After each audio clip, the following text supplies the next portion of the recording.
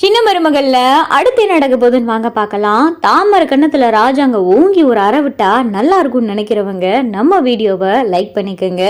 இங்க சேது ஆவேசமா வந்து கருப்பு கிட்ட சொல்லிக்கிட்டு இருக்காரு, மாமா எல்லா வேலையையும் பார்த்தது இந்த தாமரை தான் மாமா, எனக்கு அவன் மேலதான் இப்ப சந்தேகம் அதிகமா இருக்கு. சந்தேகம் இல்ல, நான் உறுதியாவே சொல்றேன்.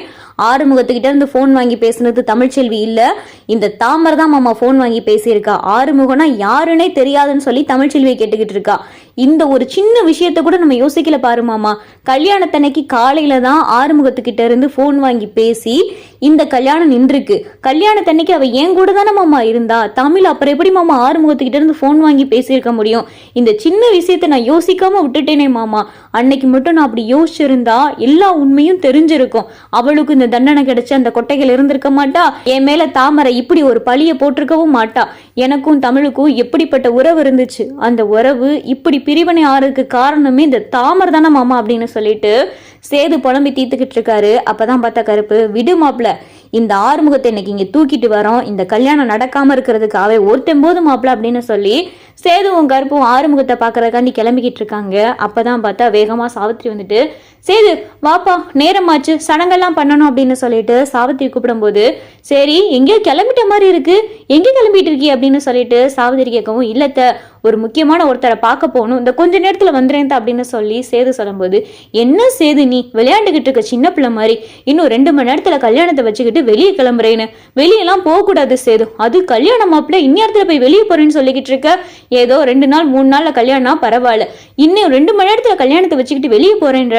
இல்ல சேது நீ அதெல்லாம் போக கூடாது, எதா இருந்தாலும் இந்த கருப்பு அனுப்பிவிடு அப்படின்னு சொல்லி சாவித்திரி சொல்லும்போது, இல்லத்த நான் கொஞ்ச நேரத்துல வந்துறேன், எனக்கு ஒரு முக்கியமான வேலை இருக்கு, அது முக்கியமான ஒருத்தரை பார்க்கணும் அப்படின்னு சொல்லிட்டு சேது சொல்லிக்கிட்டு இருக்கும்போது, இல்ல சேது நீ நான் சொன்னாலாம் கேட்க மாட்டேன், நான் அண்ணனை கூட்டிட்டு வரேன் அப்படின்னு சொல்லிட்டு சாவித்திரி அண்ணே அண்ணே அப்படின்னு சொல்லிட்டு ராஜாங்கத்திட்ட போவும். என்ன சாவித்திரி அப்படின்னு சொல்லி ராஜாங்க கேட்கிறாரு, இங்கே பாருன்னு இந்த சேதுவை இன்னும் 2 மணி நேரத்துல கல்யாணத்தை வச்சுக்கிட்டு எங்கேயோ வெளியே கிளம்பிக்கிட்டு இருக்கான். நான் என்னென்னமோ சொல்லி பார்த்தேன், கேட்குற மாதிரி தெரியல, சடங்கு வேற பண்ணணும், என்னென்னமோ இன்னும் இருக்கு, இதுக்குள்ள வெளியே போறேன்னு சொல்லிக்கிட்டு இருக்கான், நீ சொல்லுனே ஒரு வார்த்தை அப்படின்னு சொல்லி ராஜாங்க சொல்லும்போது, சரி சாவித்திரி நான் சொல்றேன் அப்படின்னு சொல்லிட்டு ராஜாங்க பார்த்தா கிளம்பிக்கிட்டு இருக்காரு.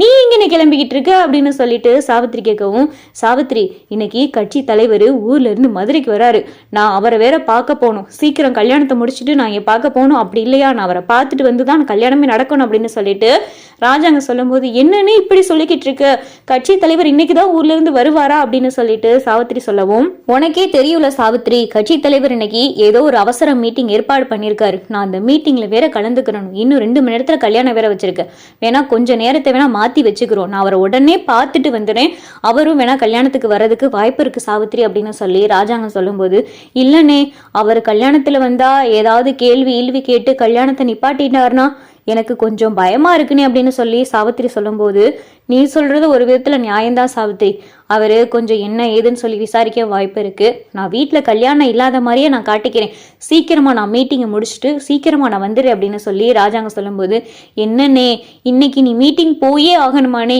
ஏதாவது ஒரு காரணம் சொல்லி அந்த மீட்டிங்கை நீ தள்ளி வைக்க கூடாதா, உனக்கு உடம்பு சரியில்லை, ஏன் நம்ம அம்மாவுக்கு உடம்பு சரியில்லை அப்படின்னு சொல்லி நம்ம அம்மாவை ஆஸ்பத்திரியில சேர்த்திருக்கோம், அதனால என்னால வர முடியாது அப்படின்னு சொல்லி இந்த மீட்டிங்கை எப்படியாவது தள்ளி வைனே அப்படின்னு சொல்லி சாவித்திரி சொல்லும்போது, இங்க பார்த்தா ராஜாங்க யோசிச்சுக்கிட்டு இருக்காரு, நீ சொல்றது சரிதான் சாவித்திரி, ஒருவேளை நான் மீட்டிங் போயிட்டு வர்றதுக்கு நேரம் ஆனாலும் கூட ஆகலாம், சரி நான் கட்சி தலைவருக்கு ஃபோன் பண்ணி அம்மாவுக்கு உடம்பு சரியில்லை அப்படின்னு சொல்றேன்.